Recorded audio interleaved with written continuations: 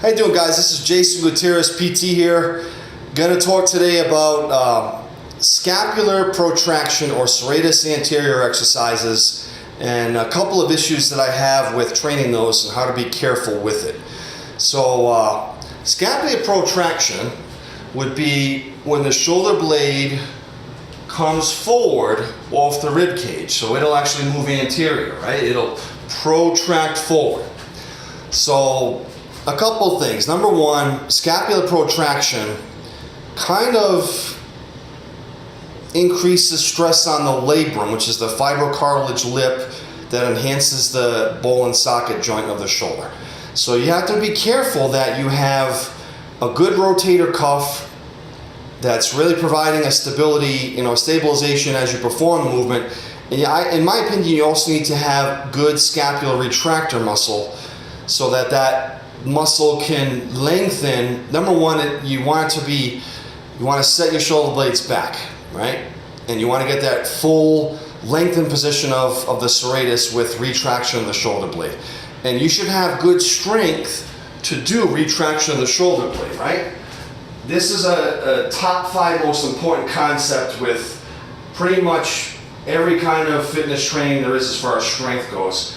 Scapular retraction or rows should be in your arsenal of exercises for the rest of your life. You don't want to be slumped over when you're older with the shoulder blades rolling forward. You don't want the chest to get real tight. And the retraction of the shoulder blades is also, in my opinion, the foundation of upper body strength. So retraction is an important concept to go with it. So long story short, the reason I made this video is I don't want people training scapular protraction exercises without having a rotator cuff and a scapular retraction exercise performed before they do the protraction exercises for the serratus anterior. So as an example, we're going to go ahead and do a 45-degree abduction, outwards rotation of the shoulder. So outwards rotation can be done at multiple angles of abduction, and I like to use a high mount so that I have to set my humerus bones down, and then I have to hold them there as I reach up. So I have to engage the depressing of the humeral head when I do my outwards rotation, because those upper traps will try to take over. So this would be outwards rotation of the shoulder. So that, you want to have that, and you want to feel how it is to set that humerus in place as you do any kinds of outwards rotation exercise, which are also very, very important.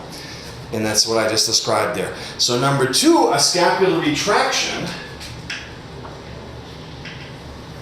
would be really just kind of pulling back, and whatever angle you're going to train the serratus on, whether it's a little higher, whether it's at shoulder level, whether it's down here a little bit lower, we want to have a good, strong concentric of the scapular retractors pulling back,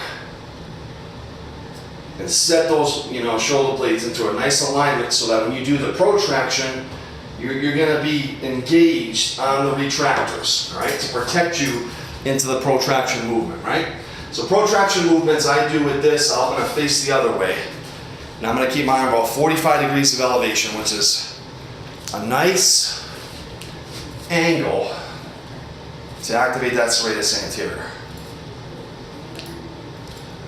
All right, so now I know my retractors are protecting me, my rotator cuff is protecting me. I activated those muscles before I did the protraction. And now I can just know that this is a nice way to do this regimen, all right? Thank you guys for listening. Again, rotator cuff work, scapular retractor work before you do serratus anterior work. Have a great day.